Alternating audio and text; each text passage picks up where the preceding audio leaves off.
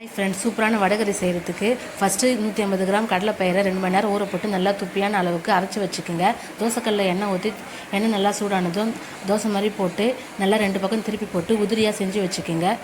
கடாயில் எண்ணெய் ஊற்றி எண்ணெய் நல்லா சூடானதும் பட்டை, கிராம்பு, ஏலக்காய், சோம்பு, கல்பாசி, ஜாதிக்காய், ஸ்டார் எல்லாத்தையுமே போட்டு நல்லா பொரிஞ்சதும் 2 பெரிய சைஸ் வெங்காயத்தை நல்லா கட் பண்ணி போட்டு 2 பச்சை மிளகா, கொஞ்சம் கருவேப்பிலை, கொத்தமல்லி, உப்பு போட்டு நல்லா ஃப்ரை பண்ணிக்கோங்க. இஞ்சி பூண்டு பேஸ்ட்டும் போட்டு நல்லா பச்சை ஸ்மெல் போக வதக்கிக்கோங்க.